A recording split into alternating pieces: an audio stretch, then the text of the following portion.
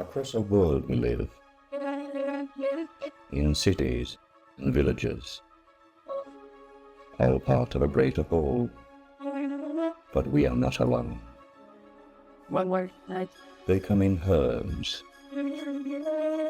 hives, and swarms, tribes, packs, and pairs, living in nature, members of society.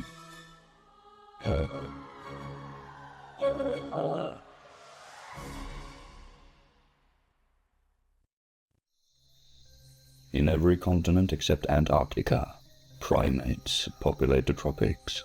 Primates are a diverse group of highly intelligent mammals, over 440 species in all, most being arboreal, with large brains and keen eyesight. They range in size from the mouse lemur at less than an ounce in weight, to the eastern gorilla weighing 450 pounds. Primates can be divided into two groups, wet-nosed primates, such as lemurs, and dry-nosed primates, including a diverse group known as the simians.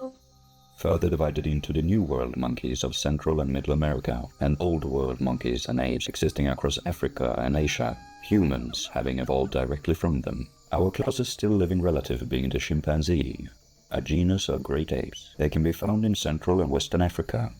Distinct for their long, powerful arms used both for climbing trees and knuckle walking, their highly expressive faces and significantly developed intellect. Many being widely known for advanced tool usage, even deliberately refining stone tools for hunting. They can be divided into two distinct species on either side of the Congo River, the common chimpanzee and the bonobo. The common chimpanzee being notable for its larger, more robust body, typically lighter though changing face color and dark lips, with the bonobo being smaller, slimmer, featuring a dark face with brighter lips and longer limbs, also differing significantly in behavior. The common chimpanzee being broadly omnivorous and more aggressive, feeding on anything from birds and eggs to larger animals such as warthogs and antelopes, even other primates, while the bonobos are exclusively herbivorous and passive, feeding almost entirely on fruits, supplementing their diet only occasionally with leaves and shoots. Males of common chimpanzees being somewhat larger than the female, staying up to 4 feet tall, weighing as much as 200 pounds. Females being on average 10 to 20% smaller. While bonobo males and females are of nearly equal size, at 3.5 feet tall, weighing 75 to 130 pounds. Their differences also extending to social structure. Both species are highly social and exist in larger, permanent communities of up to 150 individuals, also known as the parent group, though most commonly between 20 to 40 individuals.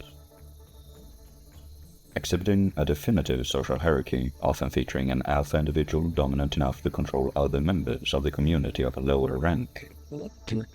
In common, chimpanzees being an older, mature male primarily responsible for hunting and foraging and protecting the community, asserting their dominance through aggression and violent displays, challenging other males to ritualized combat.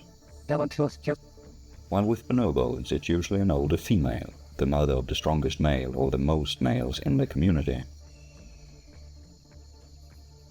The younger females may also have separate hierarchy structure that is partially inheritable, though the hierarchy may frequently shift with changing allegiances and social circles as a response to social interactions, relying on highly complex personal relationships between individuals.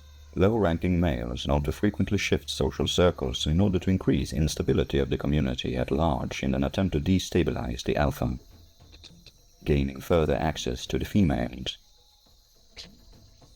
The alpha subsequently often asserting their dominance violently in fear of being overthrown. The community comes together in a fixed territory overnight, nesting in the trees high above ground, protecting them from predators. While during the day the chimps divide into smaller groups or troops for foraging and hunting, as with all male troops, or shared nursing groups, as with all female troops, as well as mixed sex groups for social grooming and strengthening the bond, though the common chimpanzee may also be temporarily divided into male-centric hunting troops, using complex tactics and fixed roles in the hunt. As such, they have a wide variety of communications, including complex vocalizations and body language, employing both hand signals and intricate facial expressions, baring teeth, grinning, pouting and sneering, not unlike humans. Also using a variety of hoots and shrieks and screams to express excitement or anger. Softer cooing and grunting to indicate submission or affection, often crudely laughing when amused, some even attempting to mimic human speech. Common chimps may also often be strongly defensive of their territory, known to kill chimps from other communities who trespass onto their territory, while bonobos more commonly use sexuality as a form of conflict management, often using intercourse to form social bonds and resolve issues. Mating season for chimps may occur at nearly any time of the year, though the number of females in estrus varies seasonally, dependent on access to food, with both males and females mating with as many partners as possible, although the alpha of the common chimpanzee is often highly defensive of the more desirable females of the community, retaining mating rights for himself, and occasionally even practicing infanticide against the young of other males. Mating is either preceded by only minimal courtship or none at all, mostly based on mutual acquaintance through social grooming, the mating act itself being brief and repeated until conception occurs, and, as with bonobos, continuing throughout the pregnancy as a part of social bonding. Chimpanzee pregnancy typically lasts 8 months with a single live young, featuring interbirth intervals of between 4 to 6 years. The mother is the primary caregiver of the young, the newborn clinging tightly to the mother's body for the first year, on the stomach for the first 2 months, and later also clinging to their back for traveling. At 2 years of age, they are able to move and sit fully independently, moving further away from the mother at 3 years of age. At 4 to 6 years, they are fully weaned and enter a juvenile period lasting until their 9th year, during which time they remain close to their mother while still interacting socially with the rest of the community, eventually either integrating with the community as an independent member, as with the common chimp males and most bonobos, or leaving the community in search for another community to join, as with many common chimp females, ensuring the genetic diversity as they then enter maturity and begin to seek a mate at around 8 to 10 years of age. Lifespans of chimpanzees are typically around 30 to 40 years in the wild. Male lifespans of the common chimpanzee being significantly shorter than those of the females due to their lifestyle. Many male chimps killed by chimps from other communities or even chimps within their own community, while their young are occasionally targeted by large predators such as leopards. Mortality rates remain low due to their safety in numbers. Gorillas.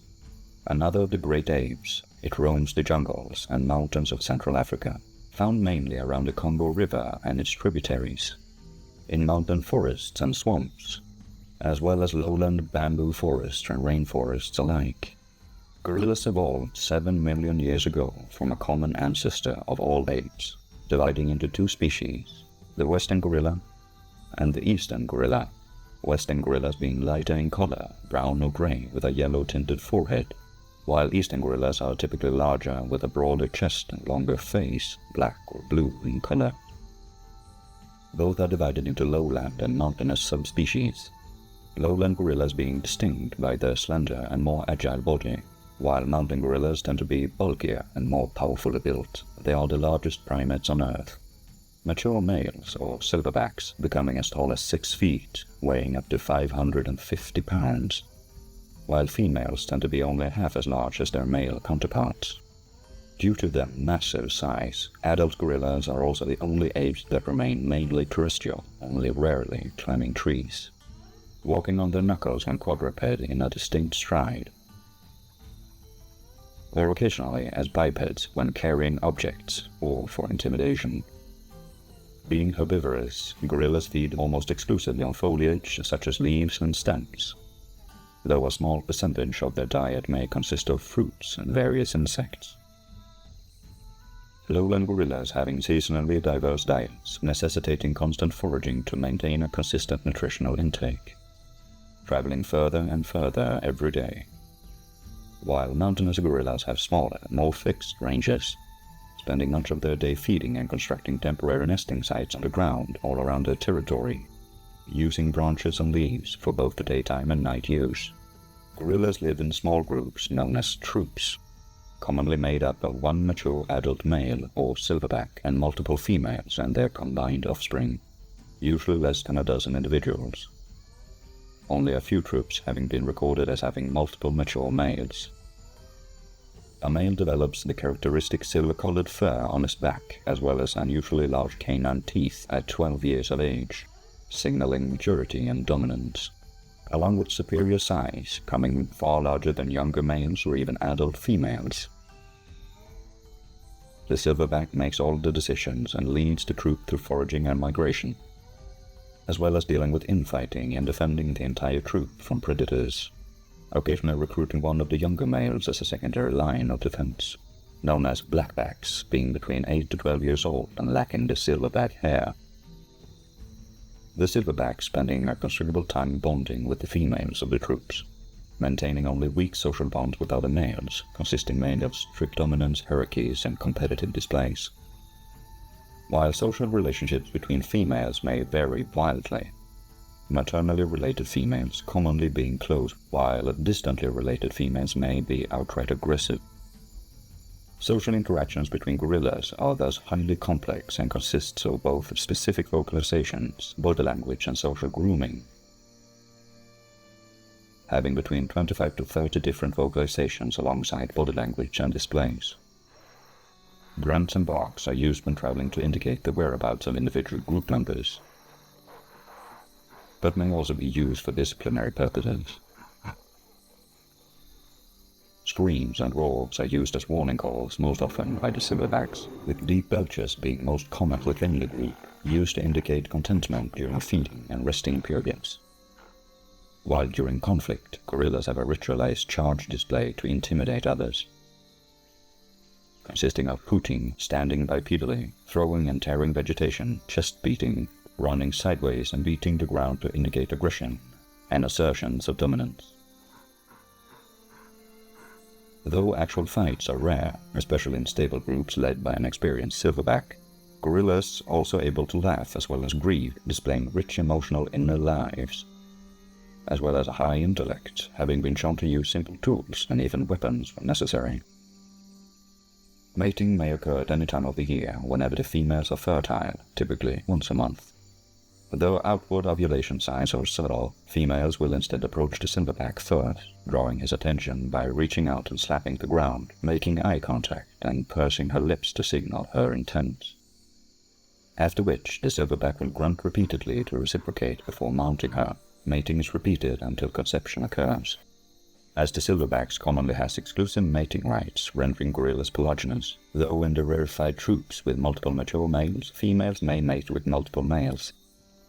A gestation period then follows of 8 months, with an interbirth interval of 4 years. The females give birth to a single young, or in rare cases, twins, who remain attached to her and for the first 5 months of their lives, either clinging to her back or hanging in her arms, as they are born small and defenseless, entirely dependent on their mother. The young gorillas nursing constantly day and night to gain weight, sleep beside their mother in the same nest, the female herself remaining close to the silverback for protection from predators. Though the silverback takes no direct part in raising their young, they have been shown to be highly defensive of them and frequently introduce them to the other members of the troop. At 5 months of age, the young gorillas start venturing away from the mother, exploring their surroundings and socializing with the other young through play and social grooming, moving further and further to develop independence and beginning to eat solid foods. At 3 years of age, they have waned entirely and grown to a juvenile size and begun nesting separately from their mother and collecting food on their own. Female gorillas then reach maturity at only 10 to 12 years of age, while males may take as long as 11 to 13 years, at which point mature males growing the first signs of a silverback will depart from the troop to form their own, while females may choose to join another troop or remain, depending on the size of the troop. Though adult gorillas have no natural enemies due to their size and social structure, young gorillas may often be targets for the predation of large cats, such as leopards, that have even been known to occasionally be able to take down a full-grown female.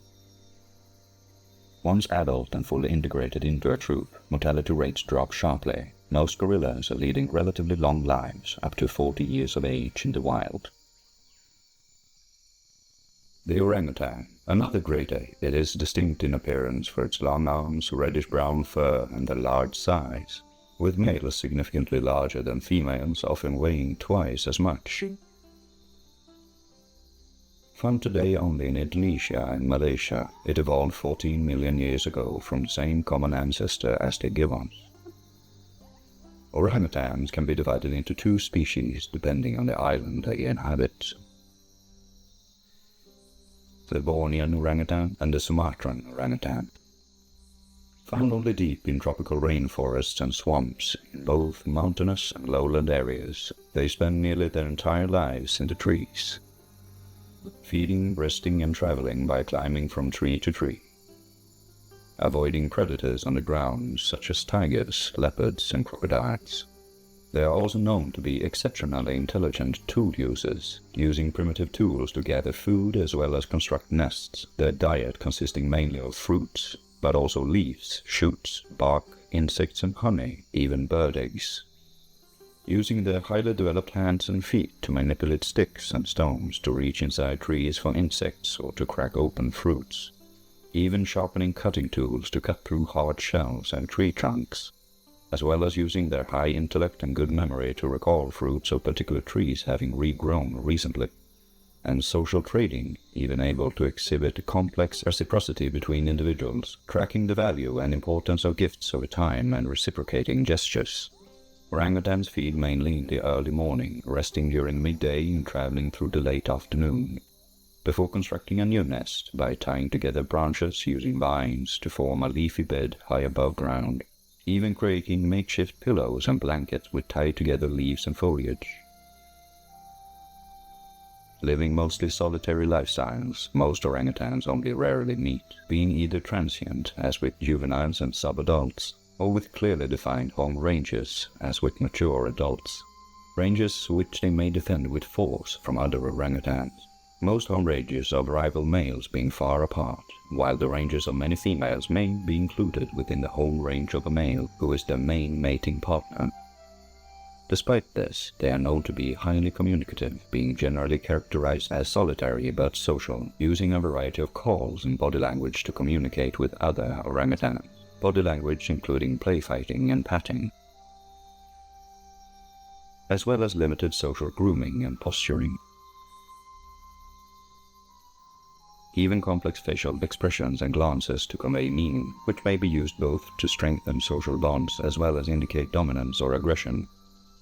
Though the primary form of communication comes through sound, vocalizations are ranging from rolling calls used for intimidation and for defense of their territory, kiss squeaks, sucking in air through pursed lips to signal annoyance, blowing raspberries to signal playfulness, hoots with juveniles and infants when distressed, and long calls to attract a mate. Mature or flanked males may be highly distinct for their large throat pouch, used to greatly amplify their mating calls, able to be heard for miles around, as well as their thick cheek pads, used to make it appear larger and more threatening to other males. Most interactions between males being hostile, resulting in violent confrontations and displays of dominance, while interactions between adult females may range from friendly to strict avoidance, depending on their familiarity with each other. The only significant social bonds occurring between the female and their offspring. Mating may occur once the female enters the fertile period of a menstruation cycle once a month, though mainly it occurs during or after high fruit season once a year when the female has consumed enough to sustain her through childbearing. After being impregnated, the female also have an 8-year interval between births, wherein her cycle is interrupted, leading the female to focus all her attention on her young. While infanticide is very rare, unusual for primates, as the females won't be receptive to mating after the death of her young for some time. Mating is effectively initialized by the male, though it is often highly dependent on the willingness of the female. Flanked males typically attract females in their characteristic loud, long calls, taken as a general sign of interest in any approaching female. The female then seeks out the male and exchange courteous greetings. Mating soon occurring with minimal courtship, being brief and repeated over several days. Following mating, resident males may form a consortship with a female lasting weeks or even months, but will eventually leave as the gestation period continues for the following 9 months. Unflanked males, or males who have matured but not yet developed a throat pouch or cheek pads, may instead wander around seeking a female and force themselves upon her. As females generally prefer to mate with flanked males and will seek their company for protection from unflanked males whenever possible. Males, both flanked and unflanked, having little to no part in raising their young, while the female spends considerable time caring and socializing for her offspring. A single birth is most common, though twins have been known to occur. The infant orangutan immediately clinging to its mother for protection, entirely dependent on her for the first 2 years of its life.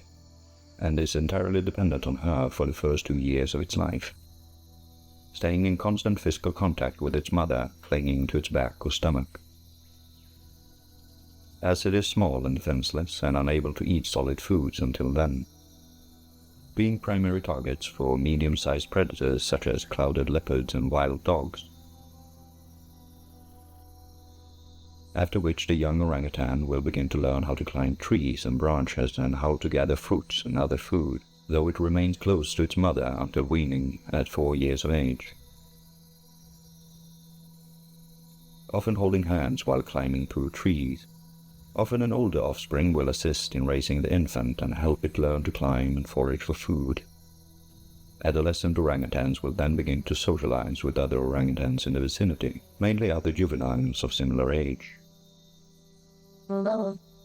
Only moving away from the mother to find their own whole range when nearing maturity at 7 to 10 years of age for females, 15 years for males, with an average lifespan of over 30 years in the wild. Orangutans, like gorillas and chimpanzees, along with monkeys and lemurs and humans alike, are all primates, whether predators or prey, high in the treetops, or living among the grass. They're all essential components in their ecosystem, whether in large communities, smaller troops, or all alone.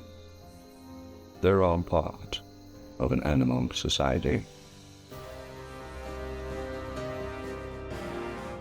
From the densest jungle to rock deserts, one group of mammals can be found unlike all the rest: Marsupials. There are over 300 species existing across the Americas and Australia, ranging in size from the largest, the red kangaroo, at nearly 6 feet tall, to the smallest, the marsupial mice, at a mere 2 inches. While superficially similar to many other mammals, they are distinct for their unique reproductive system, embryos developing neither in an egg nor a placenta, but in a kind of yolk sac in the womb. The neonatal young, emerging tiny and underdeveloped, crawling across its mother's body to find its abdominal pouch for nursing, where it remains until weaning. A distinct life cycle most exemplified by the image of the kangaroo and its young, the joey. The most recognizable and largest of all marsupials, kangaroos are endemic to Australia alone. They are members of a family of macropods, a common group of marsupials including platymelons and quokkas, as well as the 3 groups of closely related wallabies, wallaroos, and kangaroos. Kangaroos being a general term for the largest species at over 5 feet tall, weighing as much as 200 pounds, with wallabies being the smallest, on average 20 to 40 inches tall, weighing 3 to 10 pounds. Wallaroos being an intermediate group. Also related are the 3 kangaroos, equivalent in size to wallabies but purely arboreal. Kangaroos also being additionally distinct for their upright stance, long muscular tail for balance, and relatively small elongated head. as well as their unique hopping gait and large powerful hind legs and feet used to achieve it. Being the only large animal to hop as a means of locomotion, commonly reaching speeds of around 12 to 15 miles per hour, though over 40 miles per hour sprints have been observed. 4 species in all, they can primarily be identified by their varying size and color of their fur, varying between red, gray and brown, or tan, spread throughout the open plains, savannas and forests of Australia, as they are strictly herbivorous, being both widespread grazers as well as feeding on shrubs and leaves, depending on the species. Most kangaroos being nocturnal or crepuscular, resting during the day, emerging in the late afternoon to forage for food. Highly social animals, kangaroos are most commonly found in groups known as mobs, consisting of 10 or more individuals, depending largely on geographic region. Eastern Australian mobs generally being larger and more stable than their western counterparts. Red kangaroos mainly found in groups of only 2 to 4 members, membership being typically highly flexible and not tied to a fixed territory, wherein members may come and go as they see fit as part of natural migration and foraging behavior. Though typically females, known as flyers, develop strong bonds with related individuals of the same sex, staying within the same mob. Most groups consisting of 2 to 3 often related females and their offspring, along with an equivalent number of males or boomers with 1 dominant individual. The larger the group, the more intricate their social structure becomes, with significant social interactions not unlike those of ungulates such as wild horses or antelopes. Though no permanent hierarchy exists, dominance may be asserted with force, particularly during mating season. While both sexes of kangaroos may be prone to infighting for drinking spots or food, most commonly it's males who engage in ritualized boxing for dominance and mating privileges, often initialized by long-standing rivalries between individuals as mutual scratching and grooming prior to the fight, or out of nowhere. One or both then adopt a standing posture, grasping the other male's neck with its forepaw to issue a challenge, which may be rejected, as with younger males challenging larger ones. They may then paw and strike at each other's heads, shoulders and chests, even supporting themselves on their tail to kick each other, locking forearms to wrestle their opponent to the ground. The winner asserting his dominance by displacing the loser from the resting places and pushing them into the fringes of the mob area. The primary means of communication between kangaroos being olfactory, with mutual sniffing and grooming making up nearly all social interaction within a mob, picking up significant chemical cues by the smell of each individual relaying its health, age and status, enforcing social hierarchies through subtle body language cues while sniffing as well, maintaining social cohesion with minimal aggression, the most significant interactions occurring during mating.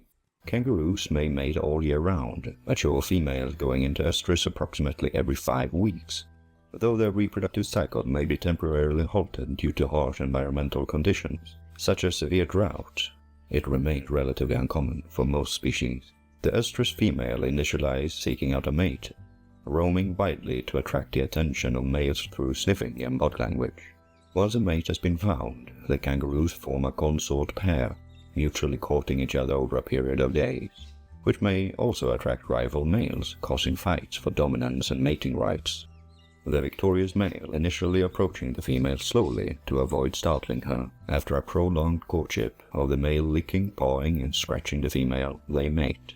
Mating being long, often 20 minutes or longer, to ensure that conception occurs. Kangaroos of both genders using a system of paired genitalia, effectively doubling their chances of conception. After mating, the male moves on to another female. Kangaroo pregnancy lasts around 4 to 5 weeks, the neonatal young emerging only an inch or 2 long, its hind legs being mere stumps. It instead uses its more developed forearms to pull itself through the mother's thick fur onto the pouch, a perilous though quick process of only a few minutes. Once in the pouch, it fastens onto one of the 2 teats inside to feed. Immediately, the mother's estrus cycle begins again and she will seek out a mate. Many females achieving a state of permanent pregnancy, given their unusual ability to freeze their embryos or to delay the development and birth of the baby, a process known as embryonic diapause, to ensure another embryo may develop as soon as the previous joey leaves the pouch and the new embryo may take its place. The joey grows steadily while in the pouch, nursing full-time for up to 190 days, sticking its head out a few weeks prior to feeling safe enough to leave the pouch. From then on, it spends more and more time outside of the pouch until 8 months of age, when it leaves the pouch for the last time, though it will keep nursing periodically by sticking its head into its mother's pouch until 12 months of age. While male kangaroos take no part in raising their young, females may engage in alloparenting, occasionally adopting other females' joeys, caring for them as their own. After fully weaned, the joey remains a juvenile kangaroo until between 18 months to 2 or 3 years, at which point they reach maturity and may seek out a mate of their own. Since the extinction of the Tasmanian tiger, adult kangaroos have very few natural predators, with only juveniles being targeted by dingoes, eagles, and goannas. Coupled with disease, infighting, and harsh environmental conditions, most juvenile kangaroos don't survive into maturity, the average lifespan of kangaroos being at around 6 years only. Koalas, one of the most famous animals of all Australian wildlife. It is renowned for its iconic appearance, with its round shape, thick grey-brown fur, round fluffy ears, and large spoon-shaped nose, being on average 24 to 34 inches long, weighing 10 to 30 pounds, with southern koalas often being considerably larger than their northern counterparts, despite being of the same singular species. And while it's often referred to as a bear, all similarities with the canine family of bears are strictly superficial, being instead closest in relation to wombats than any other animal. They can be found in the coastal regions all along eastern and southern Australia, both in tropical and subtropical areas and even semi-arid climates, typically residing around local coastal woodlands and open forests, as the leaves of the eucalyptus trees make up the vast majority of their diet, and the koalas themselves are highly arboreal, rarely leaving the tree branches and foliage they've resided in their whole lives, using sharp curved long claws to easily grip into the tree trunks and branches, with opposable digits on the forelimbs, using their well-developed sense of smell to sniff out the fresher branches of leaves for consumption, while its hearing is additionally well-developed to aid in avoiding predators and threats, with a well-developed middle ear providing a strong sense of balance. Though their eyesight is considerably poor, with small underdeveloped eyes featuring slits for pupils. Due to their diet, koalas have evolved several specializations to accommodate the low nutritional value and high fiber values of the eucalyptus leaves, as well as its high toxicity, with uniquely shaped teeth as well as large cheek pouches capable of storing additional food while chewing. Koalas sometimes also regurgitating partially digested food to be chewed a second time, having a significantly extended cecum or large intestine appendix to enable hindgut fermentation, letting food particles ferment for extended periods of time to allow their intestinal bacteria to release as many nutrients as possible. Though in turn, the high water content of the eucalyptus leaves allows the koala to go long periods of time without drinking, smaller females foregoing any additional water consumption entirely. But because of the low energy derived from their food, koalas are additionally highly sedentary, sleeping 20 hours each day, only waking up intermittently in 4 to 6 sessions every day to feed in their immediate vicinity, consuming only 14 ounces of leaves a day. The koala also has one of the smallest brains in proportion to its body weight as a result of their limited diet, occupying only 60% of its cranial cavity, surrounded by a large amount of cerebrospinal fluid, protecting the brain from shock in case of a high fall. Due to this, koalas have only limited abilities to perform complex behaviors outside of instinctual foraging and seeking out mates. Koalas are typically antisocial, with the only significant bonds being between mothers and their offspring, spending on average only 15 minutes a day in social behaviors, often as a result of overlapping territories. Southern koala home ranges typically being smaller with extensive overlaps, while in northeastern Australia koala home ranges are far larger and have significantly less overlap. Koala societies mainly consist of residents and transients, residents being females and older males with fixed ranges, while transients are younger males looking to establish a territory. Resident males being highly territorial, dominating other koalas by leaving significant scent markings around his territory, rubbing against new trees with their chest gland leaving a complex chemical secretion that may vary in composition with the season and age of the individual. as well as loud low-pitched bellowing calls, including snore-like inhalations, wails, and growls, produced by a unique vocal organ located in the soft palate. Calls that may travel for miles. The same calls also used by males during mating season to attract a mate, while females use softer bellows and snarls in times of distress or as a defensive call. Young koalas similarly squeaking when threatened.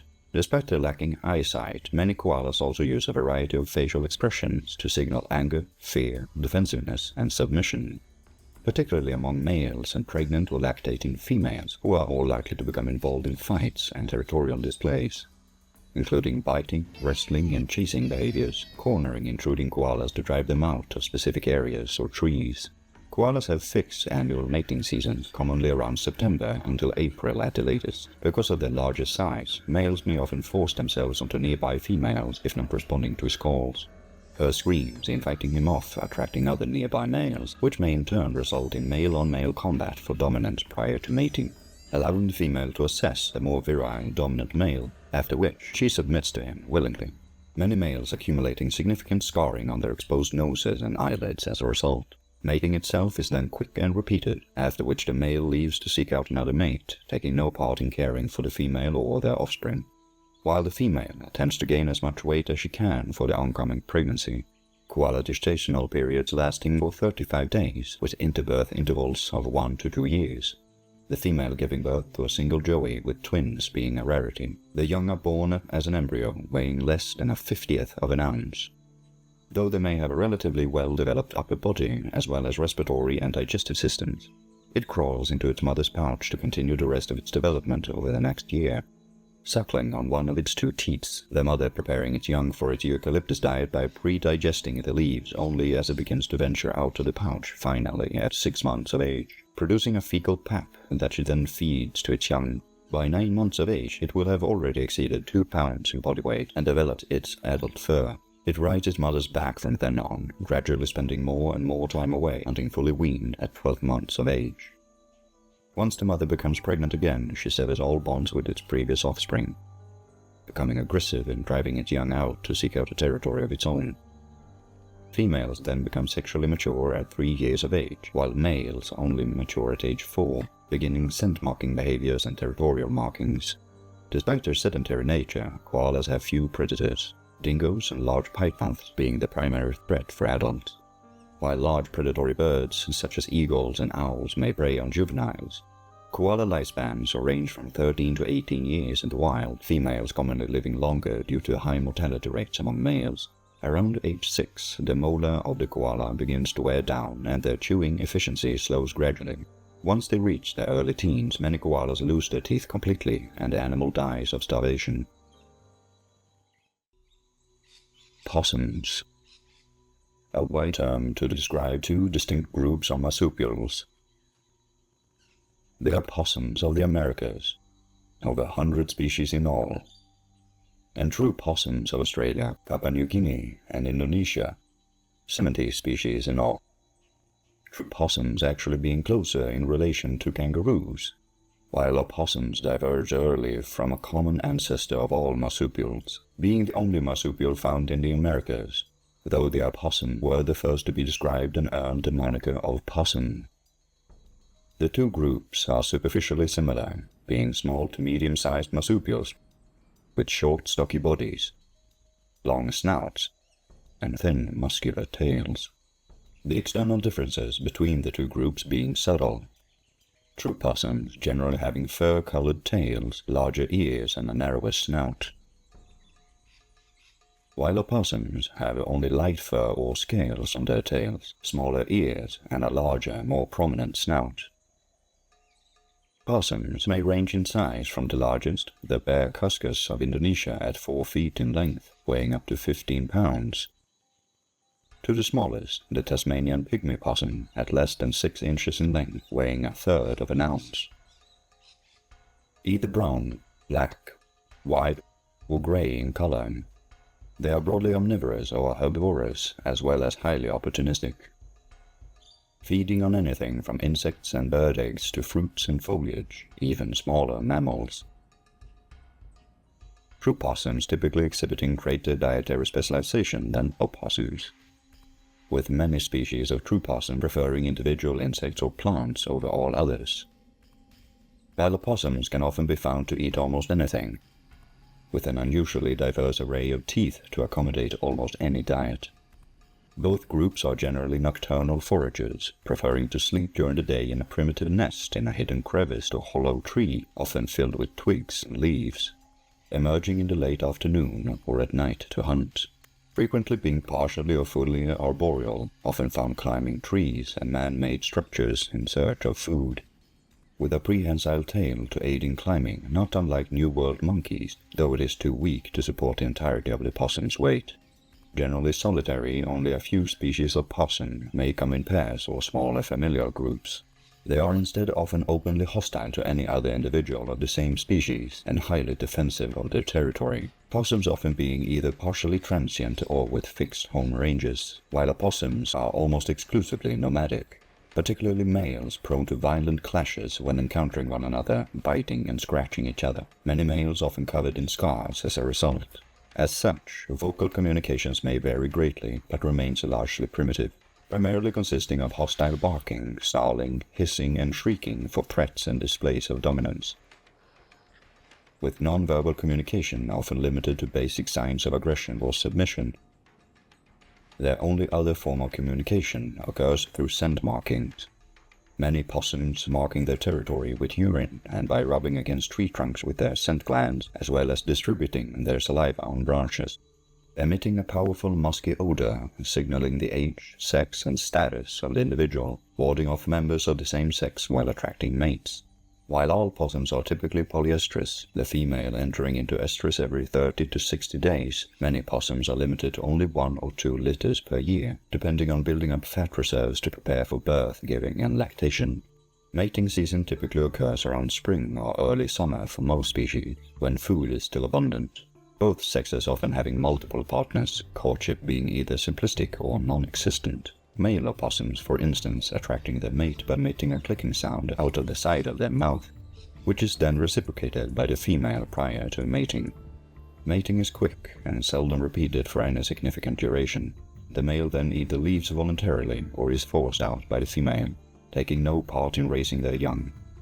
True possums may then have a litter of between 2 to 6 young, depending on the species, while opossums typically give birth to a very large litter of up to 20 young, many of which failing to attach to a teat, limiting the surviving young to 13 at most.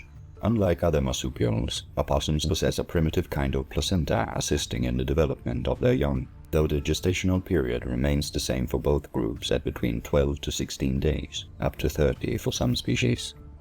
The newborn may be less than half an inch long, weighing 1/10 of an ounce for some species, emerging blind and weak, crawling their way across their mother's stomach to find its pouch to begin nursing, only leaving its mother's pouch upon weaning between 9 weeks to 4 months, depending on the species, at which point they move to the mother's back, clinging onto her even as large groups of young until large enough to forage for themselves, venturing further and further away from the mother while in the nest, until strong enough to attempt to seek out food on its own. Most possums reach maturity at around 6 to 12 months of age. Males are then forced out upon maturity while females may remain nearby, leading to many females having higher survival rates than males, alongside the increased aggression and conflict-prone nature of many males. Despite opossums having unusually robust immune systems, featuring total or partial immunity to many poisons and venoms of their natural enemies, their lifespans may range only 2 to 4 years due to environmental conditions and predation by animals such as wolves, foxes, raptors, and snakes. While true possums may often live well into their teens, some species being the longest-lived marsupials in existence, with fewer natural predators in their habitat. Unlike most other animals, when threatened by a predator, possums often attempt to stand perfectly still rather than flee, relying on their small size and color pattern blending into their environment in order to not be detected. Opossums also exhibit one unique additional behavior as a threat response. They play dead. An involuntary reaction closer to fainting rather than a conscious act. It quickly collapses on the spot, foaming at the mouth while baring its teeth and excreting a foul-smelling fluid from its anal glands, only regaining consciousness after a period of a few minutes up to 4 hours. Possums, along with koalas and kangaroos. While exotic and strange compared to many other mammals, they nonetheless form an essential part of the circle of life surrounding them. Whether predator or prey, solitary or in large mobs, they help shape their environment and surrounding ecosystem. Each of them a member of an animal society. Everywhere on Earth, rodents exist, making up over 40% of all mammal species. They've learned to adapt to nearly any environment, under any circumstances, from jungles and forests to snowy mountains and deserts, even human habitats. They are immediately recognizable for their sharp incisors, existing in pairs on both their upper and lower jaw, most being small, robust animals with short limbs and long tails. The smallest, the pygmy jerboa, being less than 2 inches long, weighing 1/10 of an ounce. The largest, the capybara, being over 4 feet long and weighing up to 200 pounds. The most common of all rodents are the muroids, a diverse group of rodents, with over 1,300 species across 6 families, 19 subfamilies, and 280 genera. They're also the largest single group of interrelated mammals, including both New and Old World mice and rats, as well as gerbils, muskrats, mole rats, hamsters, voles, and lemmings. They can be found on every continent except Antarctica, deep in jungles and forests everywhere, as well as more open rural and urban areas and windswept deserts, generally being active year-round, often seeking warmth in humid housing in colder climates.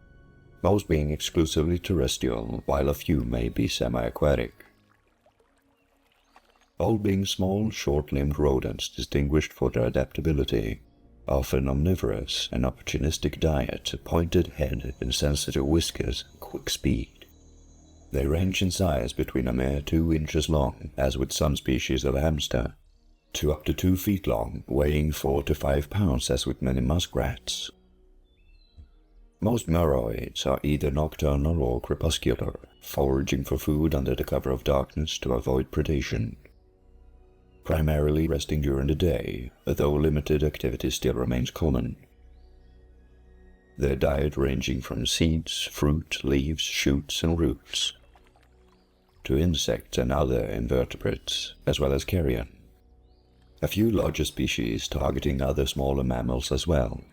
Their main sensory input being that of the sense of smell, their often enlarged snout containing thousands of smell receptors, allowing the muroids to detect the faintest chemical signatures at great distances, able to locate potential food sources from hundreds of yards away with some species, while their sense of eyesight may vary greatly from acute to very poor, depending largely on their environment and lifestyle, most relying mainly on their keen sense of hearing as well for predator and threat detection, many having significantly well-developed hearing with large rounded outer ears capable of detecting the exact direction and distance of sounds well beyond the range of human hearing.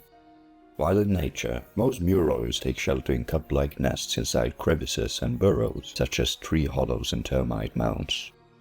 Many have adapted significantly to human habitation as well, hiding behind or under heavy furniture as well as in crawl spaces and cracks in the walls. Some, such as the mole rats, being burrowing rodents, though unrelated to true moles and naked mole rats, they live in intricately designed tunnel systems underground, dug out using their incisors, only rarely coming up above ground, with many species being completely blind.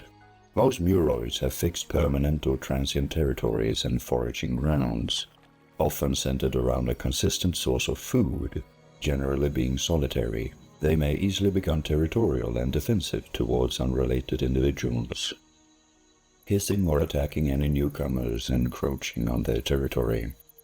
most instead forming either monogamous long-term pairs or larger family groups, hamsters being particularly aggressive towards unrelated individuals, while rats are outwardly more pro-social and inclined to share food sources. Many muroids are highly vocal as a result, using a variety of crude vocalizations for communication due to their highly developed hearing, usually various squeaks in repeating patterns to signal their location and to identify themselves. Many utilizing sounds in the ultrasonic range as well as to increase audibility over great distances, with some species producing more complex vocal patterns such as songs to attract mates during mating season, as well as using scent markings with designated scent glands and urine markings to delineate their territory. Muroids being generally intelligent for their relative size, exhibiting learning behavior as well as basic problem solving and advanced navigation techniques based on scents alone. Mating season may occur year-round for many species with multiple litters each year. Some, such as hamsters, entering estrus every 4 days, emitting powerful pheromones to signal her readiness, with peak reproductive activity being around summer to late fall for most, when food is abundant. The male typically initiating mating by seeking out a female and exhibiting some form of simplified courtship, often being simple greetings, mutual sniffing and limited vocalizations. Mating is often quick and repeated, after which the male may either remain in a monogamous pairing, as with most hamsters, gerbils and muskrats, or as with many rats, the male leaves to seek out food or a new mate, leaving the female to give birth and take care for their young by herself. Gestation period are typically short, only a couple of weeks for some species. The female then gives birth in a secluded nest to a litter of anywhere between 2 to 25 young. Most muroid young are born naked and helpless, weighing as little as 1/100th of an ounce for smaller species. They depend entirely on their mother for survival, although the mother may occasionally prioritize her own safety over that of her litter. Many species noted for eating their young when threatened, recuperating energy in case of a sudden need for escape. Muroid young development continues rapidly over the first few days and weeks, often opening their eyes within the first 2 to 3 days for most species, waning at anywhere between 1 week to 2 months, many permanently leaving the nest and reaching mature size at only 1 to 2 months of age, becoming sexually mature shortly thereafter, leaving their mother to establish a new territory of their own, or seeking out a new nest while remaining in the larger shared family territory. Intergenerational interactions being highly limited past maturation, with some species not being able to recognize their own offspring at all after leaving the nest. And though lifespans may vary greatly between species, the vast majority of muroids only live for about a year due to predation. Their natural enemies including all forms of felines, dogs, wolves, raptors, snakes and lizards, being among the base prey and significant food source for most predators in the wild, as well as considered a significant pest in human environments, hunted and killed by the use of traps and poisons, due to their tendency to carry diseases. Many species of rats being significant disease and parasite carriers, though most muroids are themselves highly resistant to a wide array of diseases including cancer. Some species of common black or brown rat exhibiting a stronger immune system than that of any other mammal. Among the most uniquely specialized rodents we find the beaver, unrelated to the giant mole, also known as a mountain beaver. True beavers consists of only 2 species. The North American beaver, found across northern United States and Canada, and the Eurasian beaver, found throughout Central Europe, Scandinavia and Central Asia. Most closely related to pocket gophers and kangaroo rats, being among the largest rodents in existence. Adult males being up to 40 inches long, weighing up to 70 pounds. They are immediately recognizable due to their distinct appearance with their large, highly developed front teeth, flattened scaly tail, red-brown or black fur, compact rounded body, short robust limbs, as well as their unique lifestyle, being semi-aquatic, spending much of their lives in the water. As despite their relatively slow speed on land, beavers are also exceptional swimmers, thanks to their webbed hind feet and broad scaly tail used for underwater locomotion. with an extended lung capacity additionally allowing them to stay underwater for periods of up to 15 minutes. But particularly notable is the natural trait of building elaborate dams and canals along riverbeds and streams, significantly shaping their environment in order to dam up water to form ponds deep enough not to freeze over completely during winter, as the beavers then build their nests adjacent to the pond. Nests known as lodges due to their intricate design of wood, which may often only be accessible from an underwater passage, protecting it from predation, using their extremely powerful and large front teeth to cut down even the toughest plant matter, both for use in construction and for food, felling entire trees, though they don't actually feed on the wood itself. Rather the cambium, the softer wood tissue close to the surface immediately under the bark, leaving a large chunk of the raw timber for lodge and dam construction. Preferring willow, alder, birch, maple, cherry and cottonwood trees. Additionally eating water lilies, sedges and pondweed. Using their clawed dexterous forward digits to grasp the wood. Hauling materials either over land or floating it over the surface of the water. Their massive builds being a significant impact on their surroundings. Beaver ponds increasing not only water habitats for fish, insects and waterfowl, but also increasing surrounding stream flows by storing runoff in the rainy season, raising the groundwater level of the surrounding bodies of water, providing relief for hundreds of species of animals dependent on high water levels during droughts, as well as significant new breeding grounds and overwintering ponds for migratory fish such as trout and salmon. The felling of surrounding trees additionally promoting the growth of grass and shrubbery essential as cover for both birds and the insects they prey on. Unlike many other rodents of the northern hemisphere, beavers do not hibernate over winter, instead changing their diet to incorporate shrubs, saplings and branches that they may plant underwater in the mud near the lodge entrance, which may provide the only food available for the beaver as their pond may be frozen over to the point of isolation, the beaver inside of its lodge. Beavers have generally underdeveloped sense of eyesight as they typically have little use for it in the murky pond water, relying instead on their sense of smell, touch and hearing for navigation and social interaction. As though beavers generally don't socialize with other unrelated beavers outside of mating season, they do remain in long-term relationships and family groups, being highly territorial, building up mounds of sticks, twigs and wood shavings that they then mark with urine and by rubbing up against it with their scent glands, signaling the age, sex, status of the individual as well as relationship status. As unlike other rodents, beavers are strictly monogamous, staying together for multiple breeding seasons after initial pairing. Though if the mate dies, they will usually attempt to find another mate by the next mating season. Mating season occurs only once a year and only for a period of between 12 to 24 hours. When the female comes into estrus for a single day between late December and May, the female signaling her readiness by excreting on nearby mounds that the male will then catch the scent of.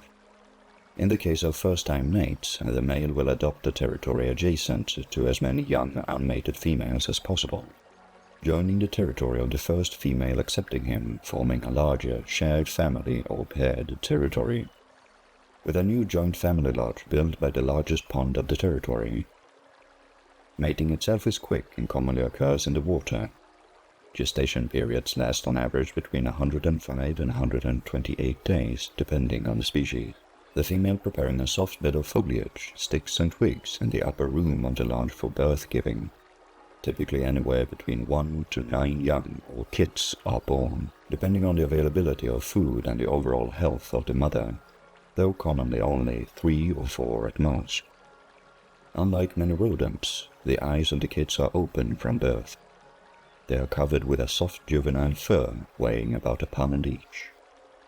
Within 30 minutes of being born, they can already move around and swim along the surface of the water, able to hold their breath underwater within a month, by which time they are already well past weaning, digesting plant matter already at 1 to 2 weeks of age. The young are cared for extensively by both the parents, the mother beaver carrying her kits on her back whenever they get tired, the father beaver helping by bringing home food and teaching the kids how to swim, how to forage for food, and how to build. Older siblings additionally assisting in the care of the new litter. Young beavers reach adulthood at between 18 to 22 months of age. At 2 years of age, they leave their parents' lodge to find a territory of their own. With most beavers only reproducing well into their 3rd year, beaver lifespans are generally relatively long, lasting up to 24 years in the wild, continuously growing throughout their lives, along with their front teeth, which continuously grow hard enamel to counteract all forms of wear and tear, though they may often be targets of predators such as coyotes and mountain lions, black bears, and particularly lone wolves. Squirrels are one of the most recognizable groups of rodents in existence. They are a widespread, highly diverse family of small to medium-sized rodents, including tree squirrels, ground squirrels, flying squirrels, chipmunks, marmots, groundhogs, woodchucks, and prairie dogs, with nearly 300 species overall across 5 subfamilies. Most closely related to the dormouse and giant mole, they exist nearly worldwide, including Eurasia, Africa, and the Americas. Having been artificially introduced to Australia and its surrounding islands, they exist in nearly every type of environment, from tropical rainforests to stone deserts, though most commonly in coniferous and temperate leaf forests, anywhere their primary food source of seeds, berries, and nuts may be found, while some species may also supplement their diet with insects, smaller animals, and bird eggs, being highly opportunistic omnivores when their normally herbivorous diet is challenged. Excess food is often being stored in caches, such as hidden nooks and hollows in trees, even on the ground, often assisting in the reproduction of trees and plants by burying their seeds. Many species are also highly territorial, with fixed home ranges and individually preferred trees or burrows. They range from the smallest squirrel, the African pygmy squirrel, at mere 3 inches long, weighing 1/3 of an ounce, to the largest, the Laotian giant flying squirrel, at over 3 feet in length, while the alpine marmot is the heaviest at up to 20 pounds. Larger species as well as northern smaller species often using seasonal hibernation, feeding considerably during summer to sustain them over a period of reduced activity during the colder months, starting in late fall and continuing until spring, particularly common for burrowing species. Most have slender bodies with a bushy tail and large eyes, with hind legs commonly longer and stronger than their forelimbs, all covered in a soft, silky fur, either gray, brown, black, or red, with smaller variations of white. Squirrels rely primarily on their superior sense of eyesight for navigation, foraging, and to avoid predators, as well as strong sense of smell and hearing, being highly cautious of any unexpected nearby sounds and smells. Many species additionally have highly sensitive sense of touch, with significant whiskers found on both their heads and limbs, helping them navigate through trees and burrows alike when visibility is reduced or otherwise obscured by foliage. Most squirrels being diurnal or crepuscular, often seen foraging in the early morning and late afternoon, unlike many other rodents, while flying squirrels are almost exclusively nocturnal, only juveniles and lactating females being partially diurnal.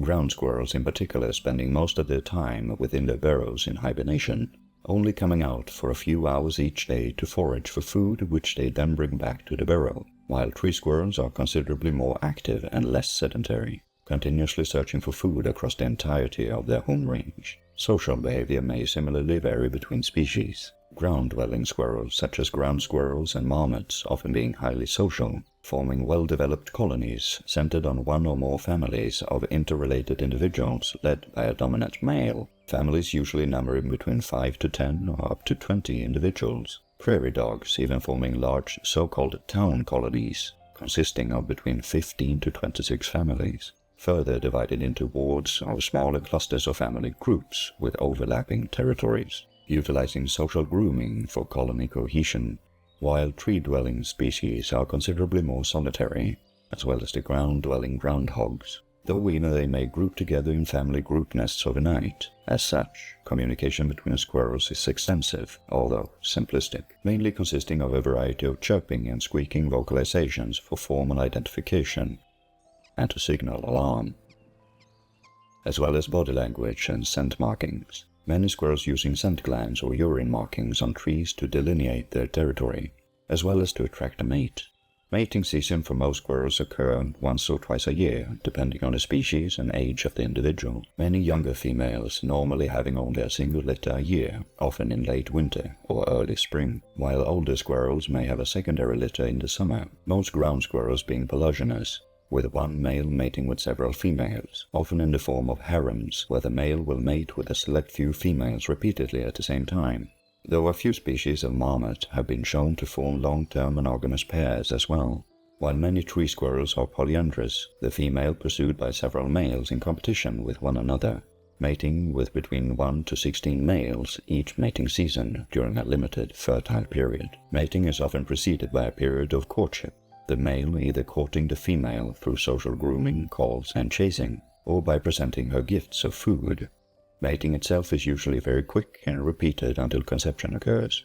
With the non-social species, the male then leaves to seek out another mate or food, leaving the female to construct her own nest in a hollow tree or crevice to prepare for birth-giving. Squirrel gestational periods typically lasting between 3 to 5 weeks depending on the species. The female feeding constantly during this time to ensure that she has an ample supply of milk, often gathering food within her nest as well.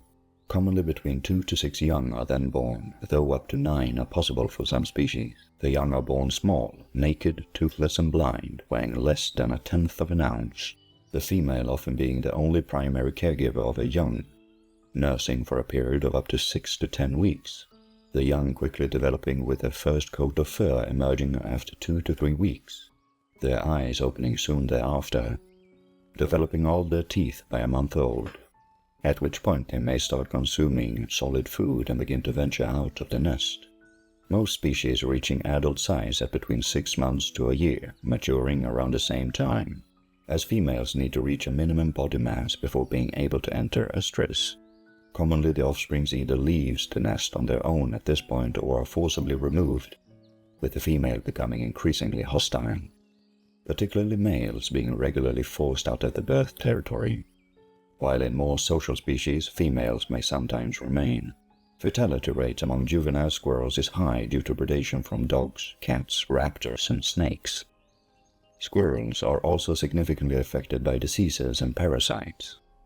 Most squirrels thus don't survive past the first year, and due to their generally small size, may continue to be vulnerable to predation for the rest of their lives. Lifespans among adult tree squirrels is typically 5 to 10 years in the wild, 15 years for larger species. Squirrels, just like muroids and beavers, along with other rodents, form not only a base prey for apex predators, but a crucial component in their ecosystem at large, through their foraging, as well as their direct intervention in shaping their surroundings. Whether in large communities, smaller groups, or as loners and pairs, they are all members of a society, an animal society. Deep in oceans and lakes, we find marine invertebrates, a group as widespread and complex as all invertebrates. They are a diverse group of distantly related families and species sharing but a few common traits, the primary signifier being the total absence of an internal skeleton, coming either in gelatinous or fleshy forms, or with a hard calcified surface texture or exoskeleton. While a great many species are active and highly mobile and recognizably animalistic in behavior, the majority of marine invertebrates are generally highly sedentary, spending most of their lives in the same location with minimal locomotion. One of the most common and essential forms of marine invertebrates, in fact often being mistaken as completely inanimate, corals. A unique group of primitive invertebrates identified by their distinct outward appearance known as a polyp, a small round animal fixed on the ocean floor with a central oral cavity of sorts surrounded by a ring of tentacles of varying size and shape. Lacking any advanced sensory organs, nervous system, or intelligence, they operate entirely on instinct. They evolved over 500 million years ago. Individually, polyps may range in size from less than 1/4 of an inch in length to over 1 foot across. They can be found in nearly all tropical and subtropical waters, with some species surviving even in much deeper and colder temperate waters. Corals are often partially predatory, feeding on either fish or plankton, which may be caught by the stinging tentacles surrounding their oral cavity, paralyzing their prey, pulling it into its mouth, digesting it, and expelling it the same way. Though they commonly acquire most of their nutrients and energy from photosynthetic microorganisms living within the tissue, a group of algae known as dinoflagellates, the algae existing in symbiotic relationship with the polyp, providing energy to the coral through photosynthesis, in exchange for consuming carbon dioxide and waste products excreted by the polyp, though this process may sometimes put significant strain on the polyp, leading to the polyp sometimes ejecting the algae if put under additional environmental stress such as temperature changes or pollution, saving the polyp temporarily until conditions change and the algae are regained. Though if stressful conditions persist, the coral dies out of starvation, a phenomenon known as coral bleaching, as the algae are often responsible for the coloration of brown corals, any corals to turn white or gray upon expelling their algae. Many polyps secreting a hard circular substance known as a corallite under their skin, giving the coral its name, made out of calcium carbonate, forming a hard exoskeleton around its base, permanently attaching the polyp to the solid surface underneath it. Radiating outwards from its center, the corallite leaves only a small opening of the oral cavity, causing it to be incredibly dense and immensely strong, adding additional corallite to the outer layers over time, extending the base upwards while keeping the living tissue at the top, to build up closer to the surface to receive more sunlight for photosynthesis. They are most commonly found in large colonies of dozens, if not hundreds, of individual polyps, either horizontal across the surface in mounds or plates along the seafloor, or in vertical branching patterns not unlike plant life, with their massive corallite deposits occasionally forming large coral reefs, often in waters with few other sources of nutrients, built up over hundreds, even thousands of years of corallite deposits as corals instinctively built taller and taller structures to further approach the sunlight. As ocean levels have gradually risen in the wake of the last glacial period, with most reefs having been formed by volcanic islands subsiding underwater, fringing reefs surrounding the islands forming a shallow lagoon as a result, often called the rainforest of the seas. Coral reefs not only function as a large superstructure for the coral colonies themselves, but also functioning as a diverse marine ecosystem in and of itself. While coral reefs only make up 0.1% of the ocean surface, they are home to over 1/4 of all marine life.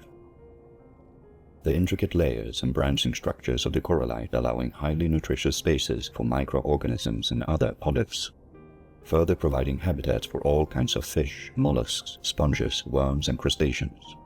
Even though they are seldom directly preyed upon by other animals, its continuous life cycle providing further habitat construction for other animals. Coral reproduction may be either asexual or sexual, depending on the current stage in the coral's life cycle, with indirect sexual reproduction being the most common, using a method of broadcasting spawn. Most corals being hermaphroditic, containing both sperm and eggs, with the majority of all hermaphroditic corals being broadcasters. Each individual polyp releasing a mixture of eggs and sperms, known as gametes, into the water to be caught by the current through asynchronous spawning, mixing with the gametes of other polyps for fertilization. Even with multiple species entering into the same synchronous spawning, determining the time to release gametes through environmental cues, while a few species are brooders, only releasing sperm, which then sinks onto the waiting egg carrier polyps below. Both methods occasionally leading to a hybridization of coral species, with hybrids, unlike other, more complex animals, being fertile as well. Multi-generational hybridization eventually leading to a new speciation of corals. After spawning, the fertilized egg and sperm then fuse to enter into a larval form known as a planula, a small, often pink, elliptical shape and with only primitive means of instinctive locomotion, with most species seeking light to utilize photosynthesis for growth, prior to attaching to a hard surface, a process which usually takes only 2 to 3 days but may take up to 2 months. Once the larvae lets itself sink onto the ocean floor, it attaches itself to the nearest hard surface, after which asexual reproduction begins. Polyps may reproduce by budding, wherein a small individual polyp begins as an outgrowth from an adult polyp, either from the oral disc or from its base, slowly distancing itself from the original polyp and developing its own discrete body parts, or by division, where the polyp splits in two, and both halves regenerate the lost tissue to become as large as the original. Both methods forming a so-called coral head group with a larger colony. though some coral heads may expand to significant sizes, even to the point of becoming the equivalent size of an entire colony of its own, making each individual polyp capable of producing an entire colony. Whole colonies additionally being able to reproduce asexually, forming two genetically identical colonies, either by fission, bailout, or fragmentation. Fission being most common, the entire colony splitting in two during the early stages of its development, while bailout occurs when a single polyp abandons the colony, typically either in an early stage of the calcification, when the polyp may detach more easily, or by lengthy outgrowths. Fragmentation being individual polyps forcibly broken off from the colony by storms or other disruptions. The asexually produced offspring remains genetically identical to the original polyp. Polyp life cycles abandoning the linear progression of stages found with most other animals, instead progressing by any and all means available, lifespans varying between 2 years for the average polyp up to hundreds of years, as polyps continue to grow and generate new living tissue as long as it continues to successfully maintain a symbiotic relationship with their algae. Colonies continually renewing themselves, surviving up to thousands of years.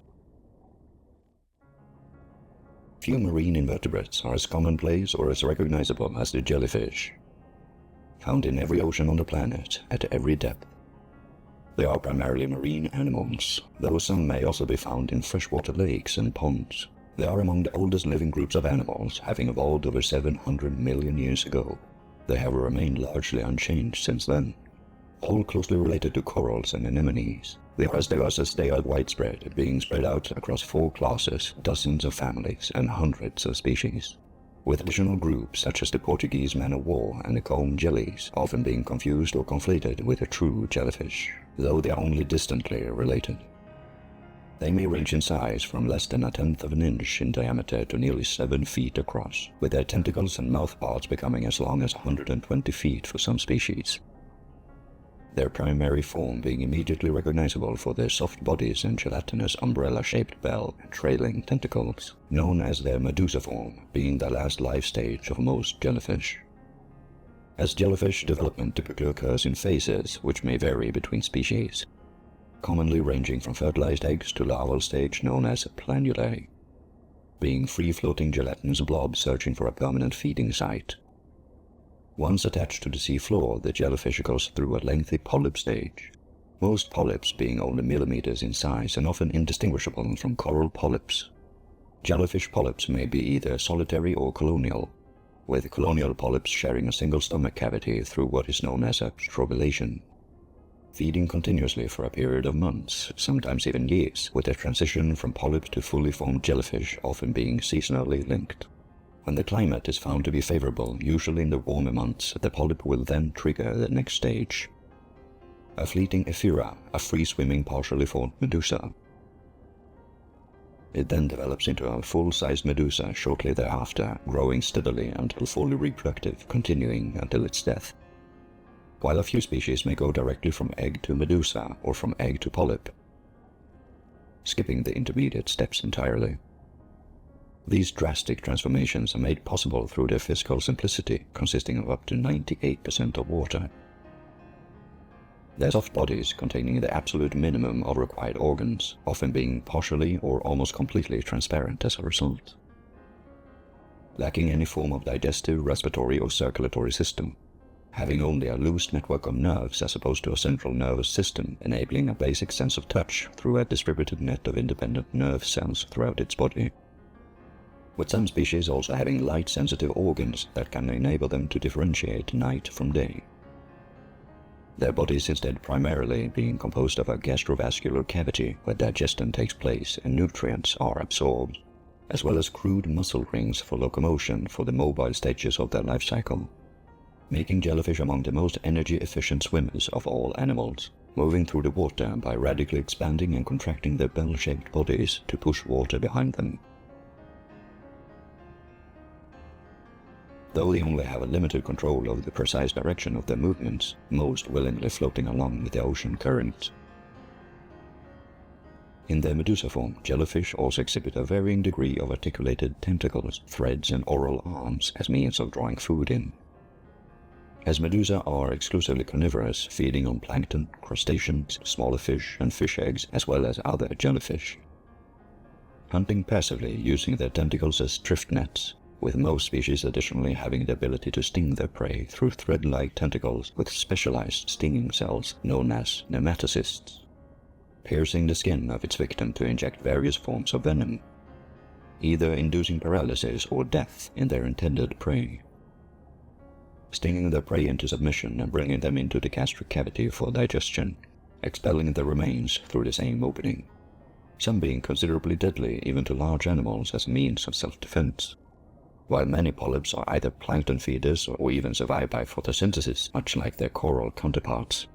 Despite having little to no means of communication whatsoever, jellyfish may still be found in huge numbers on occasion. Aggregations of jellyfish often being known as blooms or swarms, sometimes making up hundreds or thousands of individuals, often linked to prey abundance or favorable climate. Jellyfish being able to survive even in the most oxygen-deprived waters, unlike other plankton feeders. Large congregations of jellyfish is often also a direct result of an often fast reproductive cycle, with generations being born passing through the phases of their life cycle and reproducing repeatedly in a single area. Jellyfish may reproduce both sexually and asexually, with male, female, as well as hermaphrodite individuals. Given enough food, most medusa spawn daily, usually synchronized within groups at either dawn or dusk, the males releasing sperm alongside the females who release their eggs. The unprotected eggs become fertilized in the very same instant and quickly enter the larval stage. Or as with moon jellies, the sperm will enter the female's body directly, where it develops through its larval stage before dispersal. Once developed into a polyp, they may then reproduce asexually by budding or growing genetically identical clones as outgrowths, producing both additional polyps as well as ephirae or other larval forms. While a few species can reproduce asexually by budding from the medusa stage as well, such as by fission, where an individual may electively or forcibly be split in two, the tissue of both halves regenerating to form a whole. Jellyfish lifespans can vary considerably, with polyps lasting for years, while some medusa may only last for mere days or even a few hours, while a handful of species may effectively be immortal, by being able to revert back to the polyp stage even after reproducing, and once again emerging as a medusa when conditions allow. Though most large coastal jellyfish last on average 2 to 6 months, the biggest threat to jellyfish being in their medusa form, as the polyps are seldom targeted for predation. The threat stemming primarily from other jellyfish, some of which may specialize in preying on other species of jellyfish, though cannibalism may also occur.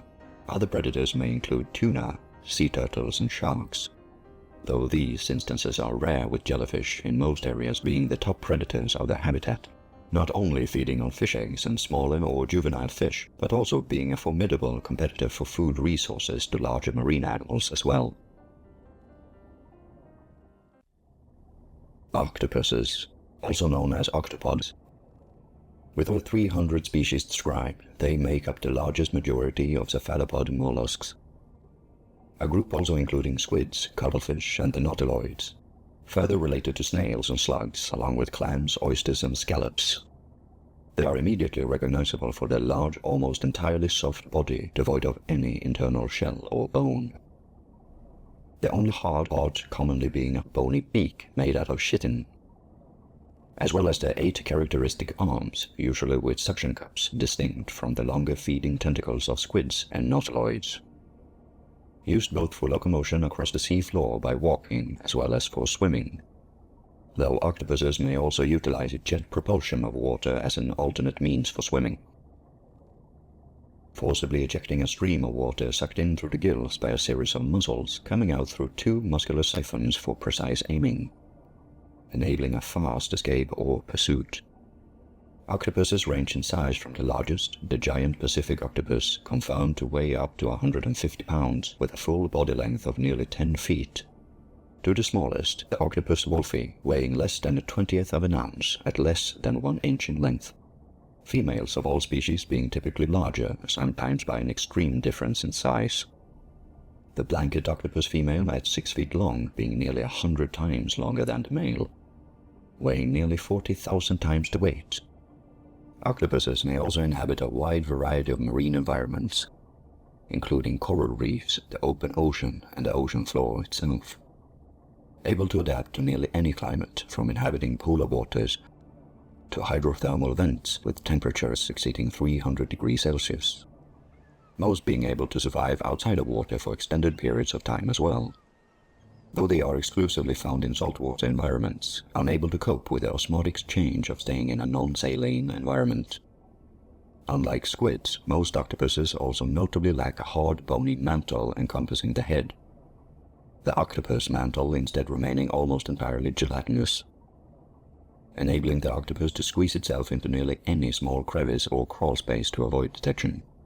Only a few deep-water species retaining a small internal shell and fins on either side of their heads. Despite being among the most intelligent of all marine invertebrates, with significant pattern recognition behavior, long-term memory capabilities, and problem-solving skills, including primitive tool usage and dexterity. As all are exclusively predatory, feeding on a variety of fish, crabs, prawns, marine worms, clams, and squids, even other octopuses, using a variety of tactics to trap and manipulate their prey, all species also being venomous by varying degrees, most commonly injecting their prey with a paralytic agent before dismembering it with their small beaks. Hunting strategies varying, but commonly consisting of some form of ambush or brief active pursuit. The octopus lying in wait among corals or on the ocean floor, waiting for the suitable prey to pass by close enough to provoke it to attack, wrapping its arms around its prey and quickly piercing its skin with its horny beak to inject the venom. Many species also having the ability of camouflage, using specialized reflective skin cells known as chromatophores, containing many different colored pigments allowing it to reflect light of differing wavelengths, thus controlling its color, patterning, and apparent opacity at will. Additional musculature in the skin allowing significant changes of surface texture as well in some species. Able to take on the appearance of seaweed, corals, and rocks. Loath to ambush prey, and to communicate, unable to use any form of vocal communication, instead relying on changing intricate color patterns to signal intent, though the primary use of this camouflage is to avoid predators. Most octopuses also eject a thick blackish ink in self-defense when cornered by a predator, enabling it a means of escape by blocking its pursuer's vision as well as olfactory sense. Some octopuses also able to perform arm autonomy, or the voluntary detachment of one or more of its arms to distract a predator when under direct attack. Most octopuses are highly solitary, rarely socializing in any significant way with other octopuses outside of mating season, as most octopuses are also highly aggressive and opportunistic, many species not being about cannibalism for sustenance. Mating season for octopuses vary greatly between species, many species only being able to mate once before dying, typically occurring shortly after maturity at between 1 to 3 years of age. Typically initialized by the male, it may approach the female in one of two ways, either by mounting her by grabbing all of her arms at once, common with species with shorter arms where the male is of nearly equal size as the female, or by reaching over to the female only with their specialized mating arm, typically being the third arm on the right, allowing him to keep the rest of his body at a distance to more easily avoid being victimized by the female. The male then uses the mating arm, also known as a hectocytolus, to transfer packets of sperm from his reproductive organ into the female siphon. The arm may then sometimes detach from the male's body, remaining in the female's mental cavity to ensure fertilization occurs while the male escapes, particularly common among species where the male is significantly smaller than the female. Some species even able to detach the mating arm prior to mating, the arm making its way by itself to the female siphon opening. Most males who survive the encounter live only to die a few months later, while some species may engage in territorial mate guarding behavior, mating repeatedly before egg-laying. After fertilization, the female establishes a rocky den in an underwater cave or crevice, where she lays on average between 20,000 to 400,000 eggs over the course of several days, with the incubation period lasting for 5 to 8 months, during which time the female carefully tends to her eggs, cleaning them and blowing water over them to aerate the eggs, to ensure proper embryonic development, all the while foregoing any foraging behavior, leading to its eventual death from starvation shortly after the hatching of her eggs. The baby octopus emerges as a miniaturized version of its parents, often pale in color or transparent and very small, the hatchlings of even the largest species being no bigger than a grain of rice. growing incredibly quickly as their cold-blooded nature also allows the young to convert nearly all consumed energy into body mass rather than attempt to regulate body temperature. The vast majority of all hatchlings die, however, within the first few weeks of life, often less than a dozen survive longer than a few months. The average lifespan for most octopuses being 1 to 3 years, with only a few species extending up to 5 years in the wild. Octopuses, just like coral polyps and jellyfish, form a central component in their marine environment, either as predator or prey, or even just as a creator of their own habitat, sharing their lives with thousands of other marine animals, large and small. Every part of the life cycle, an integral element in the circle of life at large. Each of them a member of an animal society.